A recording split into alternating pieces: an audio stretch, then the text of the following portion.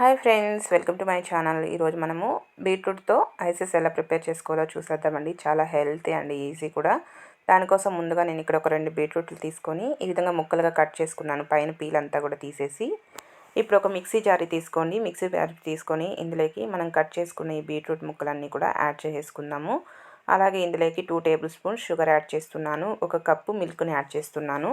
Sugar ఇష్టం లేని వాళ్ళు హనీ అయినా కూడా యాడ్ చేసుకోవచ్చు, అది మీ ఇష్టము. ఇప్పుడు మూత పెట్టేసుకొని మిక్సీకి పట్టేసుకుందాం.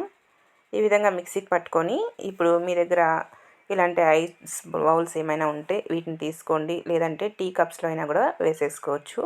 ఇలాంటివి ఏమైనా మీ దగ్గర ఐస్ బౌల్స్ అవైలబుల్ ఉంటే ఇందులోకి మనం ప్రిపేర్ చేసుకున్న ఈ బీట్రూట్ మొత్తాన్ని కూడా యాడ్ చేసుకుందాము. చాలా టేస్టీ అండ్ హెల్తీ అండి. చిన్నపిల్లలు సమ్మర్లో గోల్ చేస్తూ ఉంటారు కదా ఐసెస్ కావాలని, అప్పుడు ఇలా హెల్తీ అయినటువంటి క్యారెట్ బీట్రూట్లతో ఇలా ఐసెస్ చేయిస్తే ఇష్టంగా తినేస్తారు, హెల్తీ కూడా.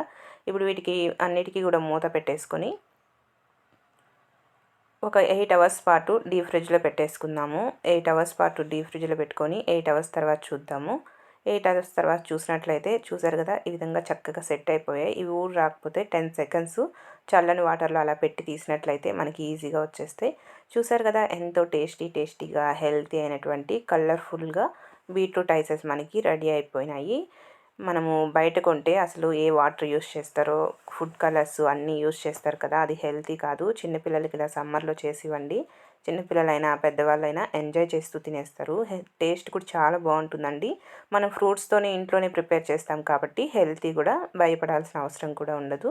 ట్రై చేసి మీరు కూడా పిల్లలకి ఇచ్చి ఎలా ఉంది ఏంటనేది కామెంట్ సెక్షన్లో కామెంట్ చేసేయండి.